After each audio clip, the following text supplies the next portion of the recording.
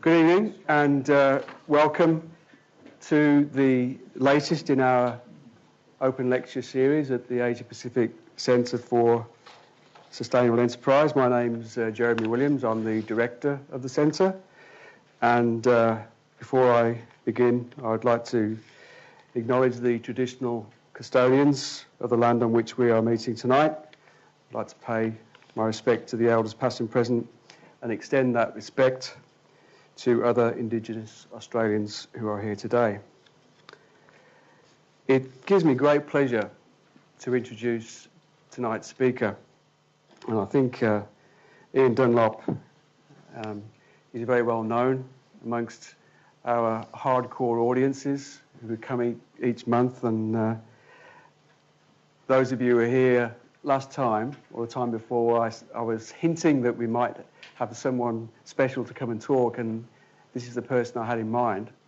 So I'm delighted he's given his time up to come and talk to us this evening.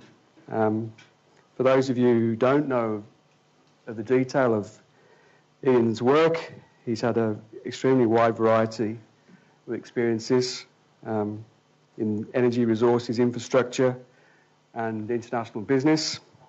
And for many years he was on the international staff of Shell.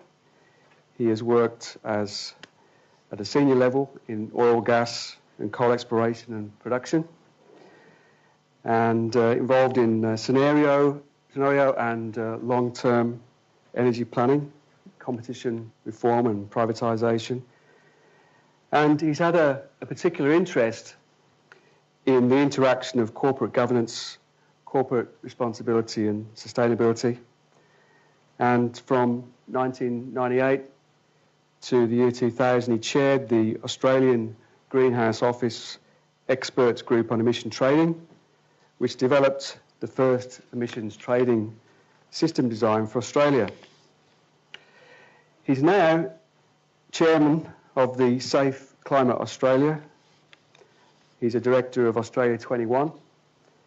He's deputy convener of the Australian Association for the Study of Peak Oil, a fellow of the Centre for Policy Development, a member of the Club of Rome, and a member of Mikhail Gorbachev's Climate Change Task Force. It's quite an illustrious background, I think you'll all agree, and that's why it's such an honour to have him come and speak to us tonight.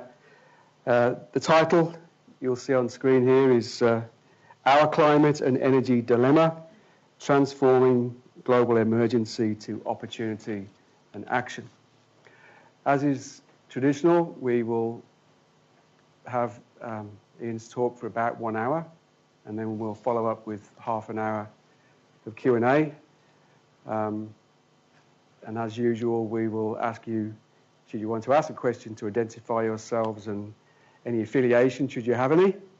And if you are twittering tonight, we've got a very fitting hashtag, climate. Without any further ado, let me hand you over to Ian Dunlop.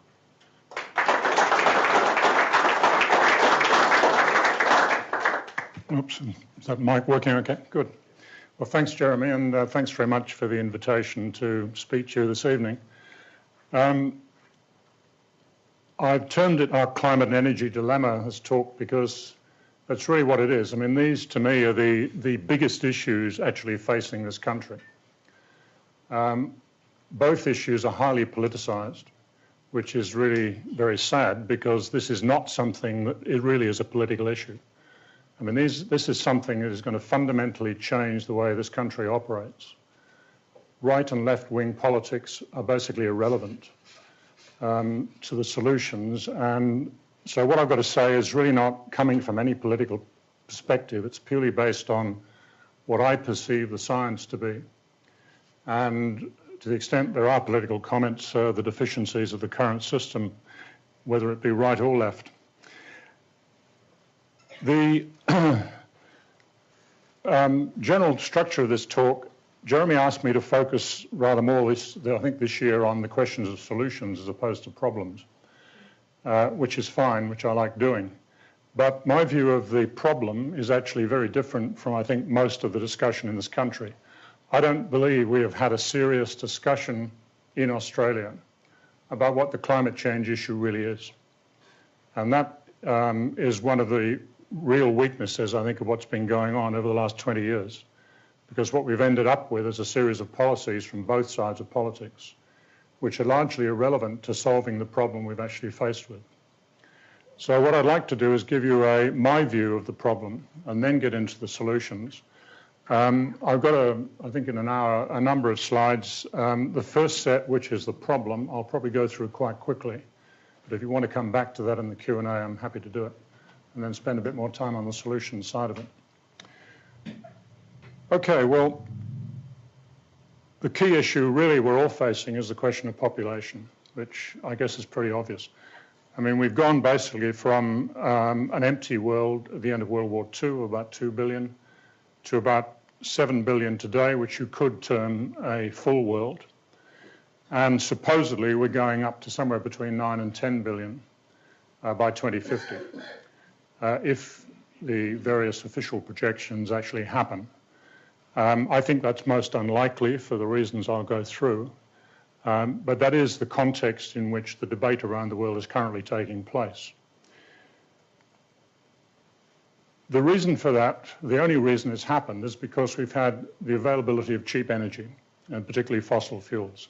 Had we not had fossil fuels to drive this growth, we would not be anywhere near the population levels that we actually have today. And then the question is, well, what happens if the word cheap disappears from the equation? Now, the result of that is firstly that humanity's become the dominant global force around the world. This is material from the Global Footprint Network.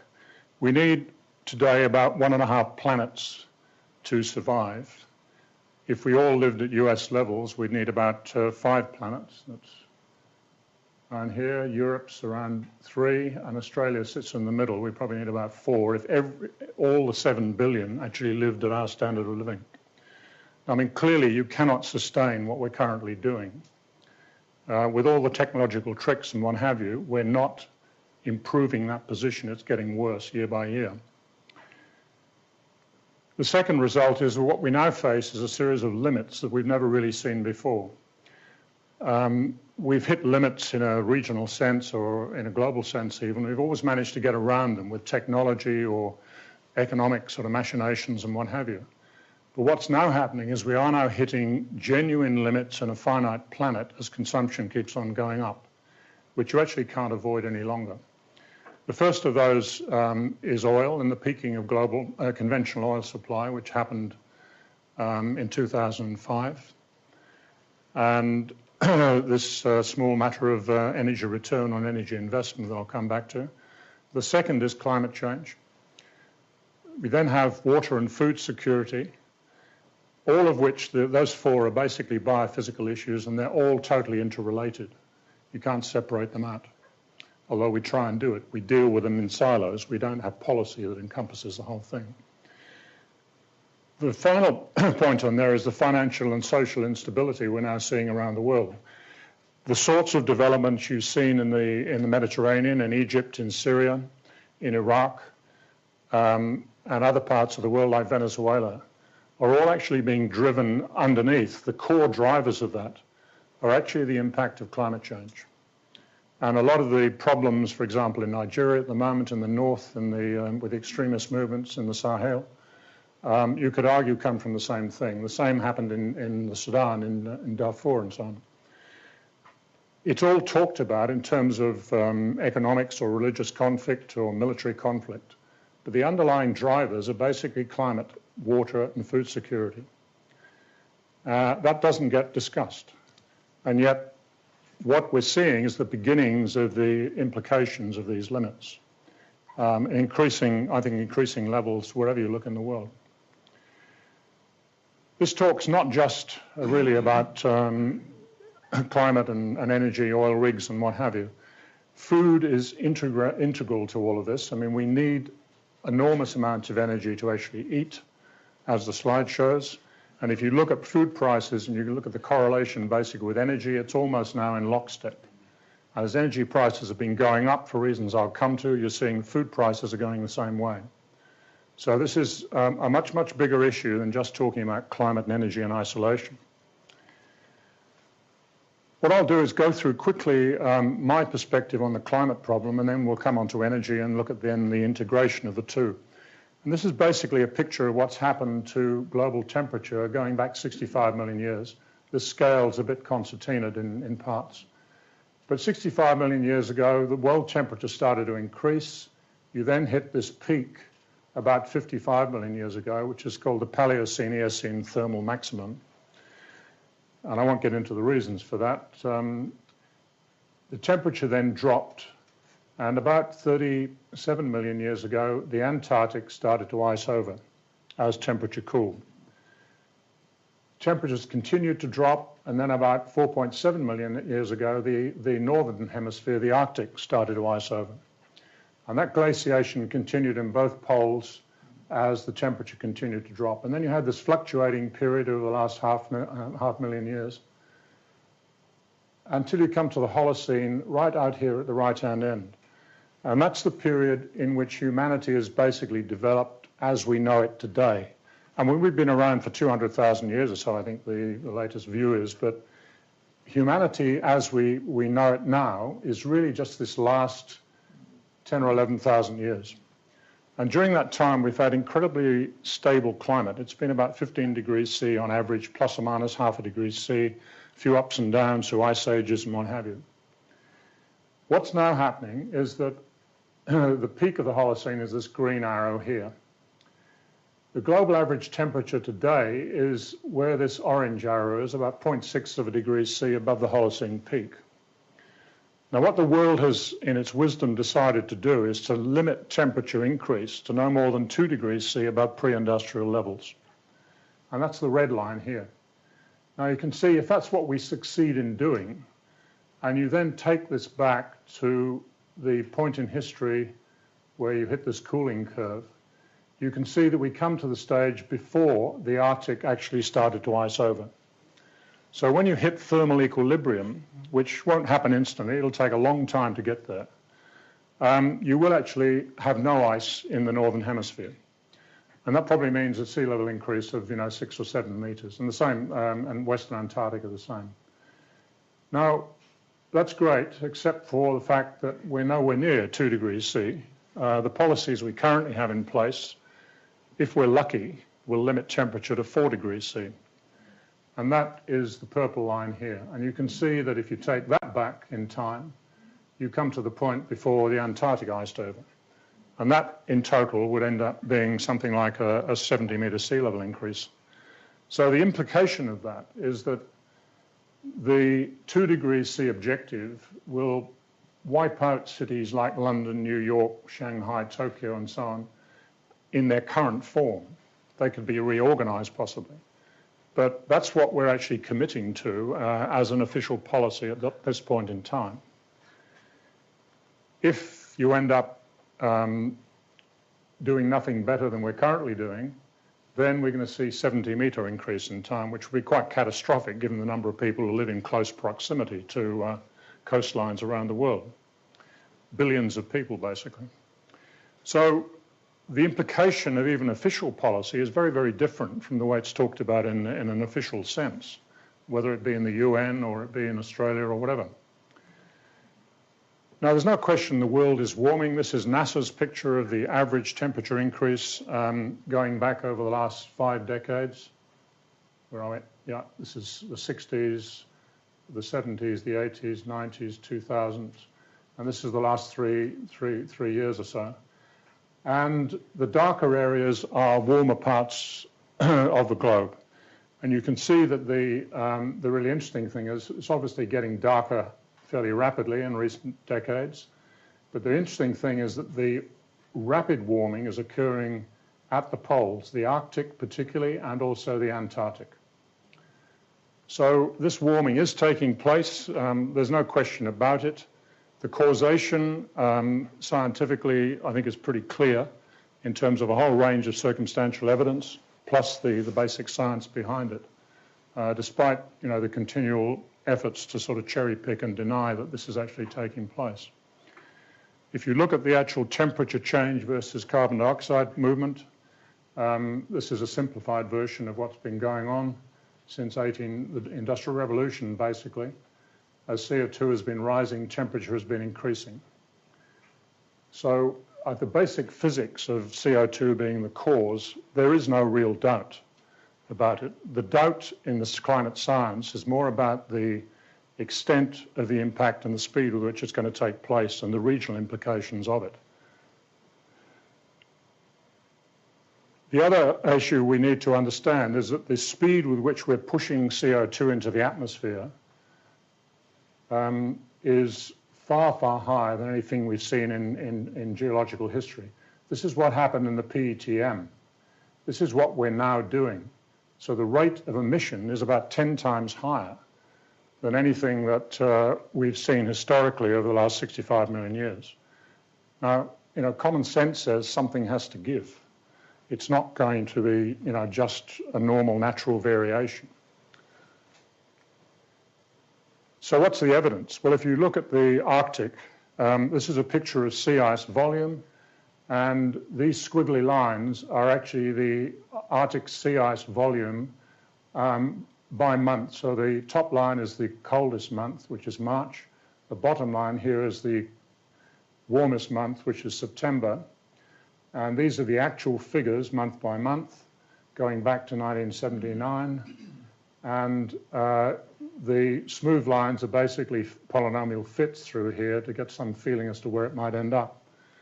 So you can see that we're seeing a rapid acceleration of the sea ice volume loss over recent years. We've actually lost something in the summer months in September. We've lost something like 80% of the sea ice that used to be there in 1979. And a large part of that has occurred literally in the last 7 or 8 years, actually, as this curve steepens. So you can see the effect of warming I showed you in the earlier pictures in this sort of a diagram. If you look at the extent of the sea ice, not the volume, but the actual aerial extent, you get this sort of a picture. This is the black line is the average of the IPCC's Intergovernmental Panel on Climate Change model estimates. And the red line is actually what's happened. So we're way off beam in terms of the model forecast as to where things should be. Stuff's happening now which shouldn't have happened until about 2100. If you look at then the ice sheets, the sea ice floats, of course, so it doesn't actually, the melting of that doesn't actually affect the sea level that much. It does a bit because of thermal expansion. It's the actual ice on land, on the Greenland ice sheet and so on, that is going to make the difference. And that's been hard to determine what's going on, but this is some of the latest material from NASA. You can see the Greenland mass change over recent years. If you fit a couple of exponential lines through that, you can see that it may well be, if this trend continues, a 10-year doubling time would mean we have a 5 meter sea level rise by 2090. If it's 5 years, it would be 5 meters by 2057. Now, we don't have enough information yet to be sure that this trend will continue. This is using some of NASA's latest technology. But this is the sort of risk you're dealing with. I mean, this is all about risk management. And there are obviously going to be uncertainties. I mean, you're never going to know exactly what's going to happen at what point in time. But the fact is that in a sensible risk management context, you really need to be looking at this stuff and doing something about it. Now, the official view of what's going to happen on sea level increase, of course, if you look at the recent IPCC work, is people are still talking of somewhere between 1 and 2 meter sea level increase by 2100. Now, this is radically different from that, but it's not in the IPCC reports because there's not yet enough information to really confirm that that's actually the direction we're moving in. Which is fine at one level, in a scientific sense. I mean, that's, you don't want to sort of cry wolf too quickly. But in a risk management sense, it really is not appropriate. You really have to start looking at what the tail end of the risk profile might actually be. If you look at the Antarctic, we're seeing similar concerns of melting that we didn't expect. This is the West Antarctic ice sheet, this area down here, and the Pine Island Glacier, the Thwaites Glacier, and some of the others down here actually sit on rock below the seabed. And what seems to be happening that we didn't understand before is we're now having warmer waters coming in from the South Atlantic, which are coming up underneath the ice sheet and are actually starting to push the grounding line back. And that means that the actual glaciers themselves are breaking and cracking. And you've probably seen reports on that over the last year or two, particularly in the last 6 months. That now seems to be accelerating to the point where we might have very large chunks of glacier floating around the southern Atlantic before very long. So we're seeing it at both poles.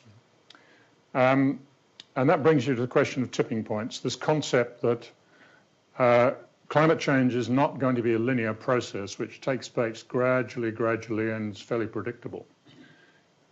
You are faced with circumstances where you can potentially get a very abrupt change, a nonlinear sort of positive feedback response where the climate will suddenly jump from one relatively stable state to something completely different that may be far less conducive to human development. The Arctic is a classic case. I mean, just think about it. If the ice is melting, you have solar radiation coming in from space. The conventional, the ice sheet as was, used to reflect a large amount of that off back into space and so kept the surface cooler. Now, as that ice melts, you're left with a grey-green sea, which absorbs far more radiation. So the waters warm up. So the ice keeps melting, the waters warm up. The permafrost, which is essentially all around the Arctic, starts to melt. The permafrost has something like twice as much carbon in it in terms of methane and CO2 and so on as the atmosphere. So you get increased emissions of carbon from the permafrost. You also have little things called methane clathrates that sit on the seabed, which are kept in place because of cold temperatures and high pressures. And as those sea temperatures warm up, those things start to essentially turn into a gaseous phase. And therefore you have a methane emission to the atmosphere. And methane has, in a 20-year time frame, has about 25 times the warming potential of CO2. So all of these things compound to give you a positive feedback which suddenly sees potentially a much bigger increase in the amount of warming we're getting. And the sort of problems you have are the Arctic I talk about, whoops. Wrong one. The instability of the ice sheet here, the permafrost risk, the West Antarctic ice sheet instability, and then a whole lot of others around the world, which I won't go through in detail, but the collapse of the Amazon rainforest, for example, is one of them. The North Atlantic thermohaline conveyor, which forms deep water in the Atlantic in the north, just near the Arctic Circle. As you get more fresh water coming in, that may be slowed down, which seems to be happening in some senses. And so you have all these points where you may suddenly get an abrupt change. And we don't really understand the basis under which that may happen. It's not included in many cases in the IPCC reports. And you have both what NASA, for example, calls fast feedback effects and also slow feedback effects. So the fast ones can occur relatively quickly, and a whole lot of other slower ones may take a lot longer to actually happen, like the complete melt of the Greenland ice sheet and so on. So what we see in an official sense is not by any means the whole picture, and in a risk management context, we need to be aware of that. Now, climate change is not just about sort of CO2 emissions and what have you. It affects virtually everything we do. There's the physical implications, obviously, the ecological processes, human health impacts, its impact on economic and social activity, I mean, this is basically everything that conditions the way we live.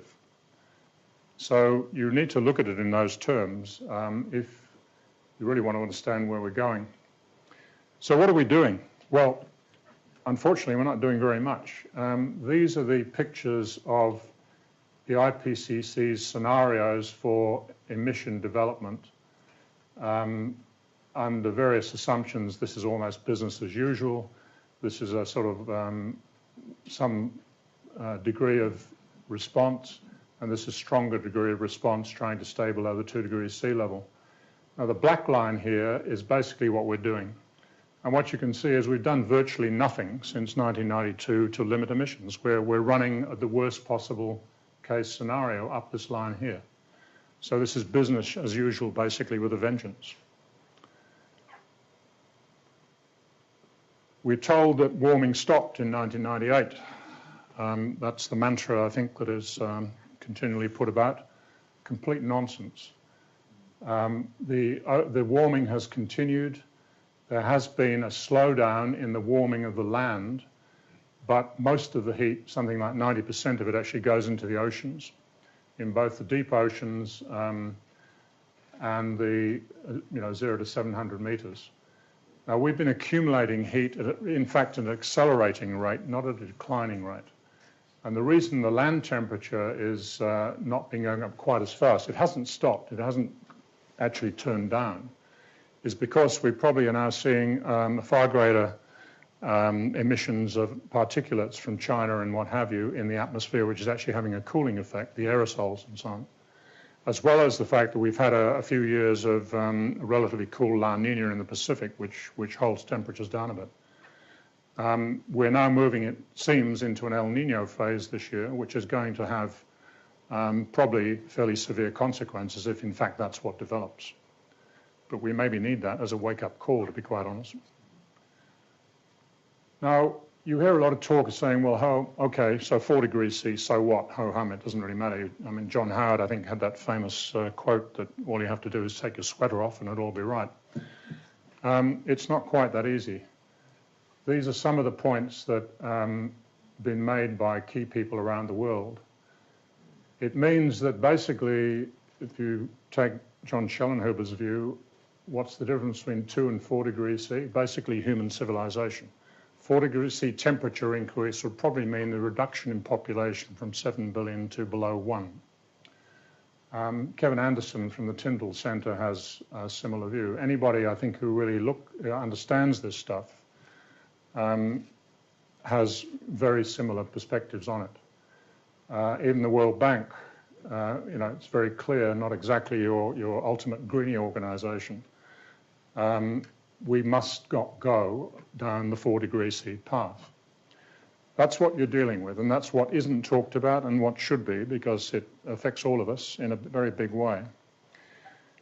So the implication of all of this on climate is we probably have passed some of the tipping points today at the 0.8 degrees C temperature increase we've actually seen already, let alone the 1.2 degrees C, which we probably have already committed to because of the historic emissions that we've actually made, which we can't do much about at this point. And a lot of this wasn't supposed to be happening till the end of the century. We really are in a position where unless we start to move to some, in my view, to some sort of an emergency response, then we don't have a way of actually preventing the sort of issues I've talked about here. Irreversible warming starting, where that means it kicks off and there's nothing you can do. I mean, if the Arctic starts melting, the permafrost gas starts coming out, there's very little that we can do as humans to actually turn that around. I mean, there are various schemes afoot to try and do something about it, but whether they would work is another issue. Rapid sea level rise, the permafrost I've talked about, the North Atlantic thermohaline conveyor slowdown, which may have a completely counterintuitive effect because that's the thing that keeps Europe warm. If it stops, then Europe gets colder. So ergo, we have no climate change or something like that. And globally, very severe implications. So what it means is that the 2 degrees C target is really too high, and it's now, as Kevin Anderson has said, it's the boundary between dangerous and extremely dangerous climate change. And yet we're still talking about it being the solution to our problem if we could just stay below that. Just to talk about energy for a moment. This is the energy ladder. This goes back to 1960, and it shows the way in which, as GDP increases in a country, the primary energy consumption increases. So you can see that the US, for example, in the blue line here, this is its path since 1960. It's sort of gone on this rather squiggly path up here. Canada sort of followed the same. And it's now at the point where its energy, primary energy intensity per capita is actually more or less static. And you can see all countries in between. I mean, Europe, Australia is the yellow line here. This is Sweden. And then the other developing countries like Korea and what have you. And then right down here, oops, sorry. Apologies.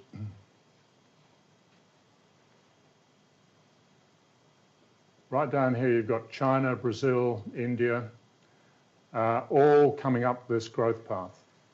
Now their aspirations obviously are all to move up to this level of GDP per capita, which if we follow the traditional path means an enormous increase in energy, if you just add that two together.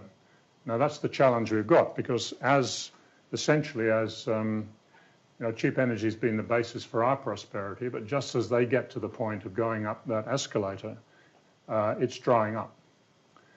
And I'll just go through the reasons for that very quickly. I mean, this is the World Energy Outlook from the International Energy Agency. This is actually the 2011 version. I use this because the graph is a little easier to see than some of the later ones I've used, but the numbers are basically the same. And you can see that from now up until 2035, you see a continuing expansion of fossil fuels, oil, coal, and gas. But as the IEA themselves said, if we keep following this path, we're all in trouble. So somehow we have to get away from that and do so fast. If you look at the oil position, the question of peak oil I raised at the beginning, this again is the same graph, 2011 graph. They don't use the same one anymore. I think it frightened people too much, so they've actually avoided the same graph in the later years. But this is essentially conventional oil. It peaked in 2005, and what they then say is, well, to fill that gap, we have to get oil from fields yet to find, fields we've yet to develop, we know about.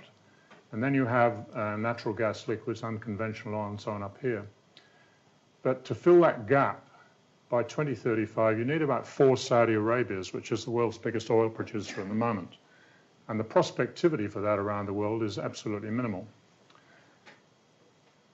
So we're now scraping the bottom of the proverbial barrel in the way we look at conventional oil. And this is where the concept of peak oil comes in, because this is a picture of a typical oil field. I mean, you explore for it, you appraise it, you then start production, and the production rises. The primary production, you have techniques to get a secondary recovery and tertiary recovery. But that's the general profile. And you hit a peak, though, up at this point. And when you hit that peak, it's not that we've run out of oil, it's the fact that we actually have used up about half of all the oil that we'll recover there, and the other half is still to be produced. But the key point is you can't actually increase that production level any higher. So if you add all the fields in a region and then all the fields in the world, you can come to the point where you reach some limit. And we are now, I would argue, at that limit. And the reason is this picture. If you look at these bars to the left here, the darker colouring grey, are oil discoveries going back to 1930. This is the projection from 2012 out. And this black line is production. And this is quite simply a bathtub. I mean, basically, if you have a bathtub with a tap at the top turned on, a plug at the bottom, basically if the plug is in and the tap is turned on, the bath will fill up. Now, if you pull the plug out, you start using using the water or whatever in the bath, and provided the tap's on full, then maybe the level stays the same. But once the tap gets screwed down, then the level disappears, and that's exactly what's happening here, is when I was starting to run out of conventional oil. And that's reflected in the way that oil prices have moved. If you look at the going back to 1860, where the oil industry started, this was the era of cheap oil. Then we had the first oil shock. Now we've seen a dramatic increase since the beginning of 2000, more or less, and through the GFC. In fact, this was one of the main causes of the global financial crisis. And that is unlikely to change. If you look at the IEA's, one of the latest forecasts of production from currently producing fields with no further investment, this is what you see. It's just a declining picture here. And you can see where this is basically all coming from. Now, it's not that we don't have any resources. This is the picture of the oil availability around the world. Again, this is IEA, and this is a function of the volume, and this is the price to, the cost to extract it. You see, this is what we've already produced. This is what is probably still remaining in the Middle East and North Africa. Then we have other conventional oil, which is getting more expensive. Then you get into things like the tar sands in Canada, shale oil, and then synfuels, gas from coal, gas to liquids, coal to liquids, and then biofuels of various kinds. And so it's all becoming a lot more expensive and a lot more environmentally problematic. So what matters is not the resources, but getting sustainable oil flows from those resources into the markets. And that's getting increasingly difficult for the reasons I put here. Is we're not discovering enough quickly enough. We see many established provinces in decline, and the unconventional resources you hear a lot about, shale oil and shale gas, are proving much more difficult to basically develop.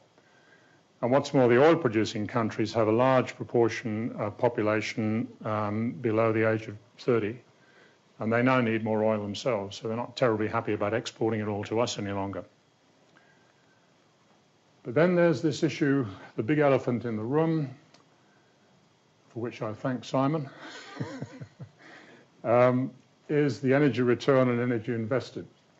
And it's this concept that if you go exploring for energy, you have to put a certain amount of energy in. You've got to build your drilling rig, you've got to get your trucks, you build your pipeline, you go and drill the hole. Now, you then get energy out, which you can sell in the market. And in the heyday of the oil industry in the Middle East in the 1930s and what have you, or 40s, it was a good deal. You got about 100 to 1. You got 100 barrels out for 1 barrel in. Now, as time's gone by, the easy oil is gone. And what we're finding is that ratio is now declining. Old conventional oil was out here. New conventional oil is something like 25 to 1. The red here represents the energy you've got to invest to get energy out. The green then, for any particular ratio, is the amount that society can run on. It's the surplus energy that runs the system, that drives our cities, that allows us to run our cars, runs the buses, flies the airplanes and what have you. Now, obviously, if the ratio is dropping, then there's less and less energy for society and more to get it out of the ground. So new conventional oil is down here. The tar sands, for example, in Canada are about 5 to 1, probably less, 3 to 1. Biodiesel's up here, ethanol's up here. Shale gas is somewhere probably around the 10 to 8 to 1, somewhere there. And this has absolutely fundamental implications for society, because to run an industrial civilization, the ratio you require is about 10 to 1. Now, once you start to fall below that, then you actually have to fundamentally change the way we live. You can't keep growing in a conventional sense any longer. I mean, in the Middle Ages, I think Simon's ratio, I saw in one of his presentations, the ratio was about 1.5 to 1. But we've become much more complex, much more sophisticated. We've got all this stuff we have to keep on moving, driving and using. And therefore, we need energy. And if you don't have it, then it fundamentally changes the game. Whoop. Sorry. So we're faced with an alternative oil supply picture, which is something like this, where we're seeing the peaking of oil supply in various parts of the world. The World Energy Organization, International Energy Agency, thinks this is where we're going, although their forecasts are coming down. But some of the peak oil folk around the world see this type of a picture, and we're somewhere near the peak now. It's very hard to pick exactly when it'll be. If you add in all of the sort of oil we possibly could lay our hands on. Now, that fact is starting to become clear in the results of the big oil majors around the world. This shows the picture of the increasing capital expenditure since 2000 of the big boys, the BPs, the Shells, the Exxons, Total, and so on. And this is the production that it's producing. So we're now having to run faster and faster to stay in the same place. I mean, the production is now dropping, and we're having to spend a vast amount more capital investment to actually get it out.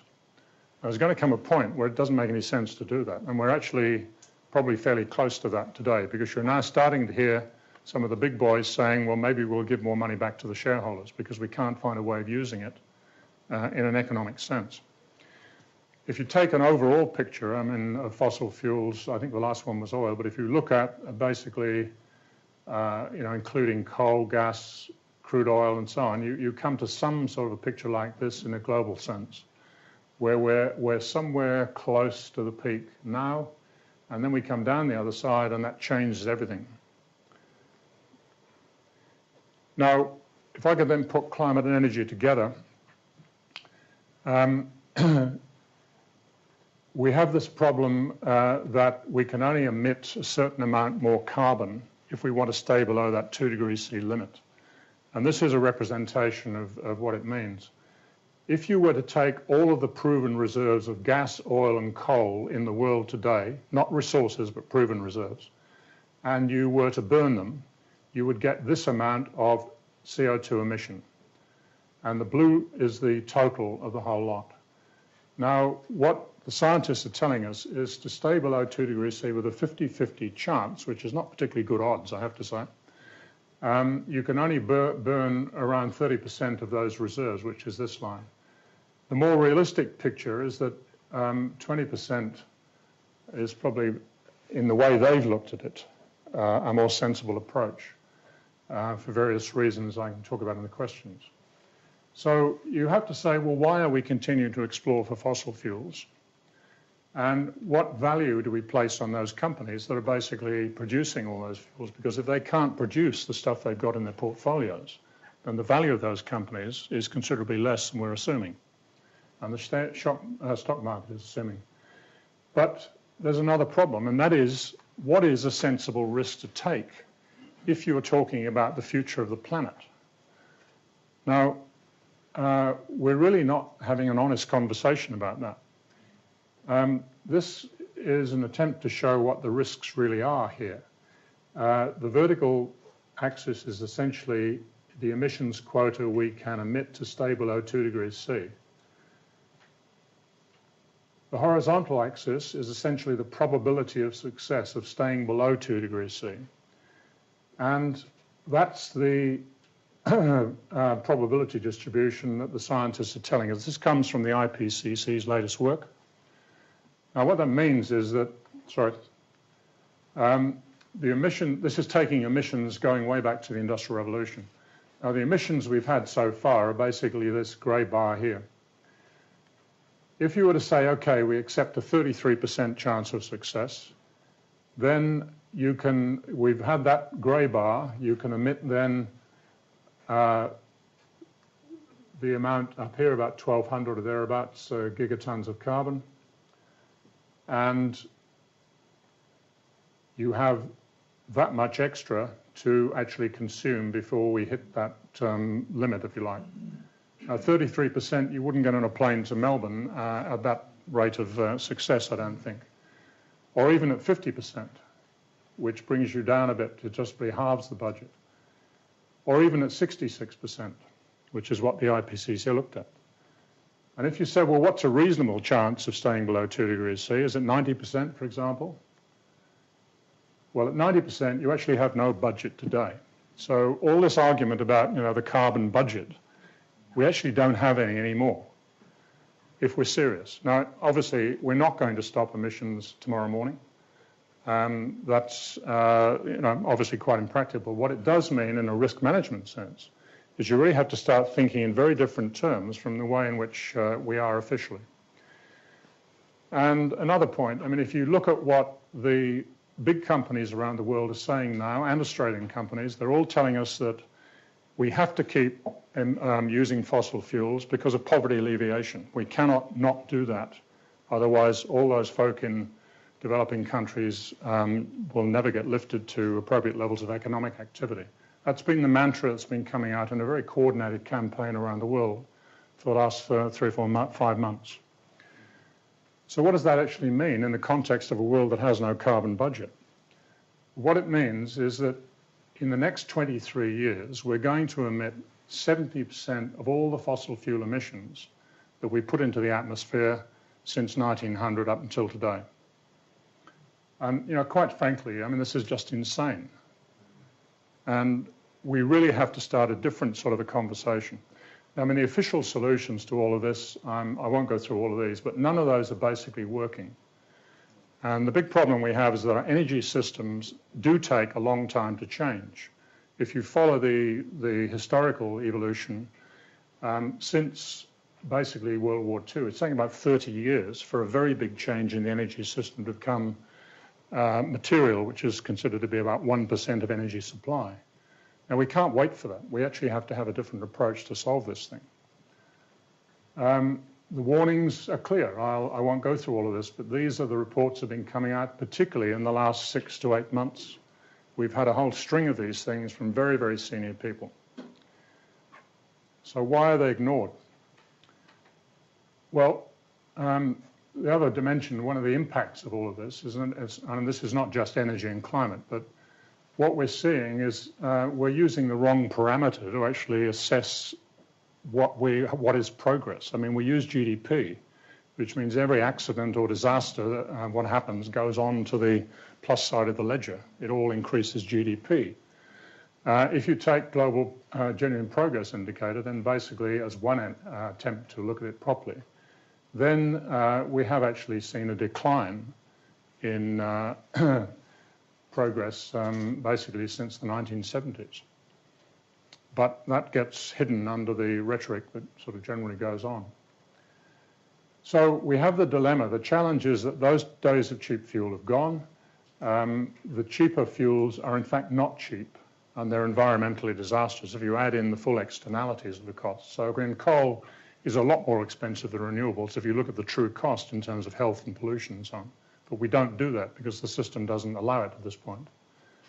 We're seeing low carbon alternatives become competitive very rapidly, but they're coming off a low base and they have low energy return on investment, and you have to look at them very carefully in that sense. We have really no choice but to see a fundamental change in societal behaviour, particularly in the areas of energy conservation and efficiency, if we are serious about addressing this. The world, I think, is waking up to it, which we can discuss in the question time perhaps, but not here. What's our official future?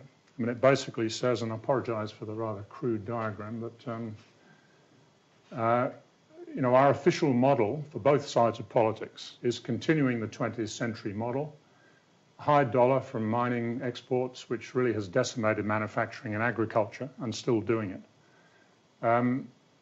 We are, by doing that, contributing to escalating climate impact, which is worsening the effect on agriculture itself. Coal seam gas compounds that because it is disastrous in terms of agricultural productivity and water pollution and so on, and is probably actually worse than using coal environmentally. So you have further degradation of agricultural productivity. By pouring money into high carbon investments, within a decade, it's almost guaranteed they're going to become stranded assets, which is now becoming a serious discussion amongst big investors around the world. So we're ruining in terms of having a budget crisis. We're going to have an even bigger one if we keep on doing this. And what's more, we need finance, agriculture and manufacturing to leverage our high quality, low carbon resources because we have some of the best in the world, but we're just not using it. So why are we doing this? You know, this is just crazy stuff. One of the implications of this, I think, is that we're getting locked into a system where the resilience of our economy is rapidly declining. I mean, the way that the capitalist system is operated in many ways is admirable in the sense that you set up organizations, they grow, you have periodically systemic breakdown, they reorganize, they grow again, and so on. Now, if you get stuck, though, to the point where you, for whatever reason, whether it's ideological or anything else, don't recognize the need that you are now in a breakdown point and you keep on trying to overextend growth, which I believe is what we're now doing, into, in this case, high carbon, there comes a point of catastrophic breakdown. And if that happens, then you actually can't recover.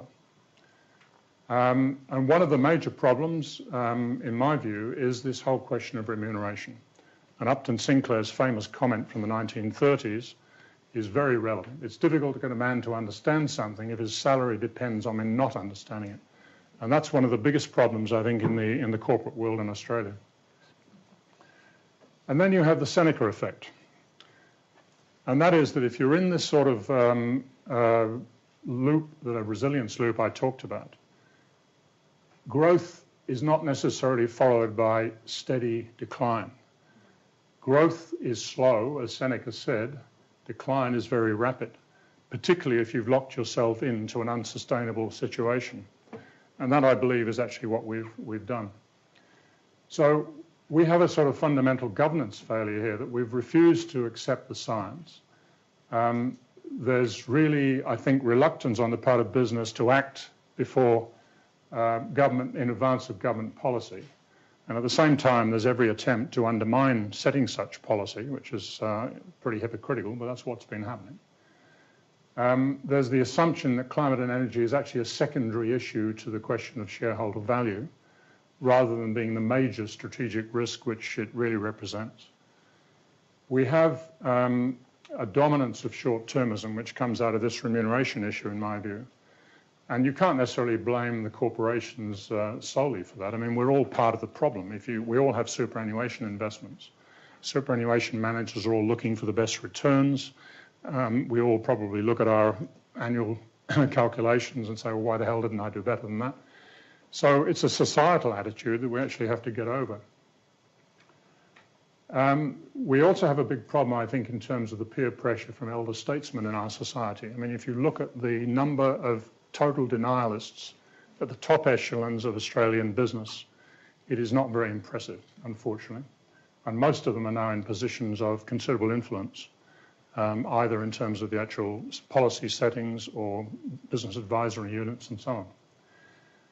And I think what that's led to is, in fact, in the top directors, chairmen in this country and in politics, is a very dangerous groupthink where nobody is prepared to step out of line and query the fact that maybe the official story is actually not right. And when you have people like John Howard, for example, speaking in London last year, very, very clearly later on the line that his interest in climate change was purely a cynical exercise to get re-elected. And it couldn't have been clearer. And that's something he puts up before an international audience. Now, that is, frankly, not good enough in terms of leadership in this country. I don't say that from a political point of view, but from a common sense risk management perspective. So what we have is the fact that knowledge is responsibility. And so it's easier to deny than to accept and have to act. And I think that is a very, very big problem in the way we're operating. And if you look at it another way, I mean, what risks do we actually accept? I mean, in 2002, Dick Cheney, and we went along with it, said, look, if there's a 1% chance of being weapons of mass destruction in Iraq, we have to assume it's a virtual certainty and do something about it. So what do we do? Solidarity with the US, and there were no weapons of mass destruction. Climate change today, 99, 95, 100% probability that human influence has been the dominant cause. 4 to 6 degrees warming leading to really decimation of the human population if it happened. So we have a weapon of planetary destruction, not just mass destruction. And the conservative response, the science is not proven. So, I mean, come on, we have a real disconnect in the way that we actually think about these things. So, frankly, to me, that really is becoming a crime against humanity. And I think that is actually what will happen. I mean, the legal case on this is actually building, and building quite substantially. And I think we're going to see that emerge.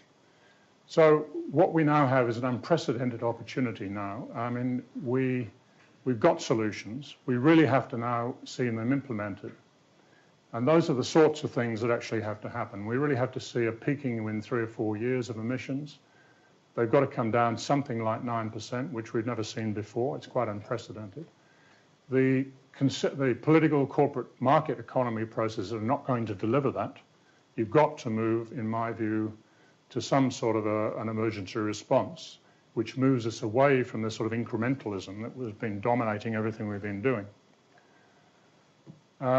As Kevin Anderson said from Tyndall, I mean, we now face an unavoidably radical future. We can either just continue with rising emissions and reap the radical repercussions of climate change, or we have to accept we have no choice and pursue radical emission reductions.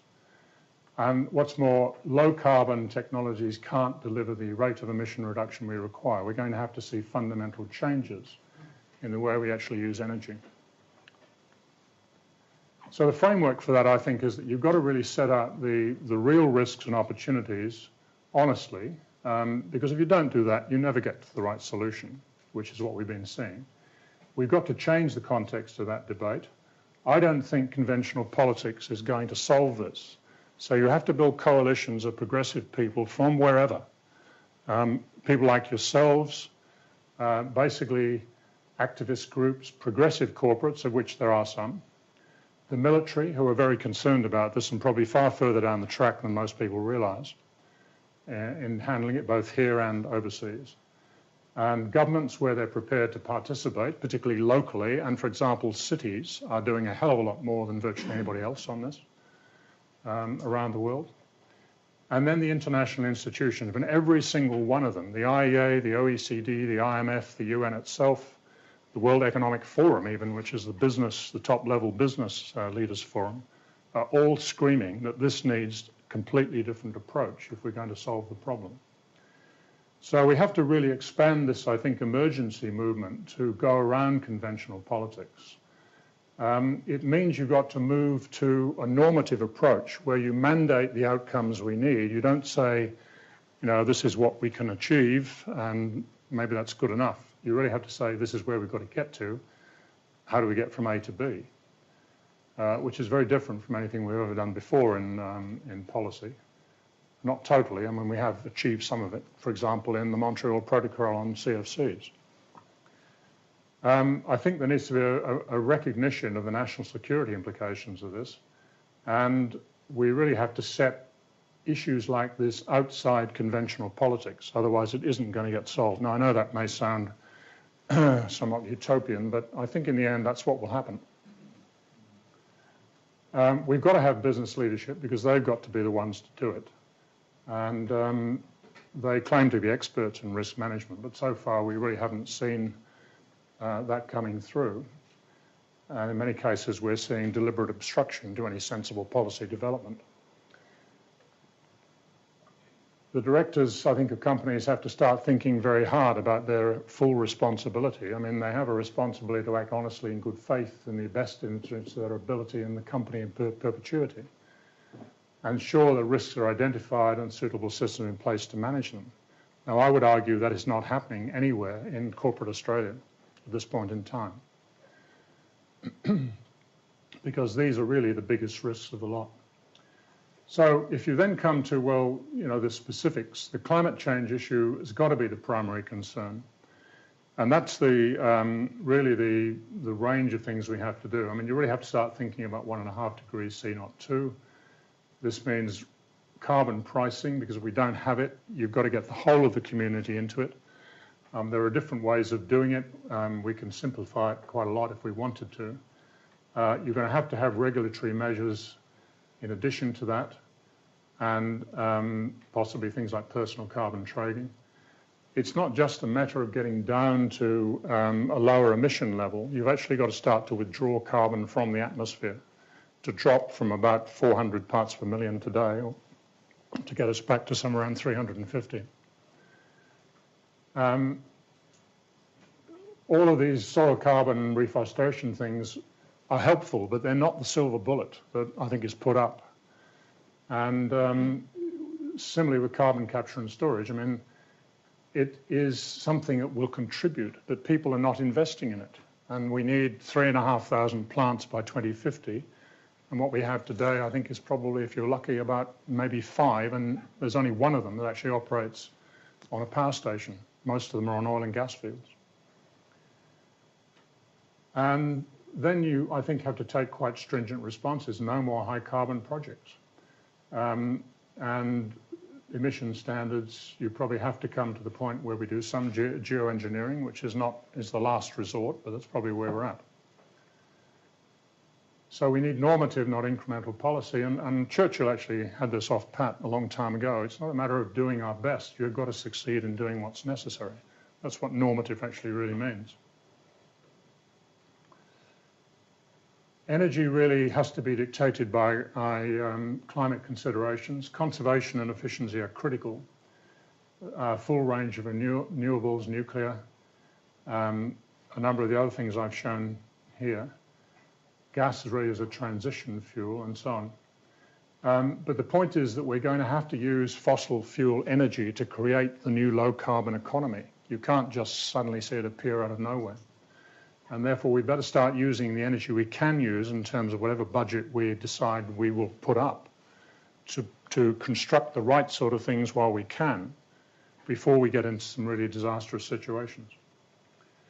And that's the sort of reversal the IEA see by 2050. I mean, you can see that we're going to move from 68% fossil fuel today to 20% renewables today to reverse the whole picture by 2050. This is the change that occurs.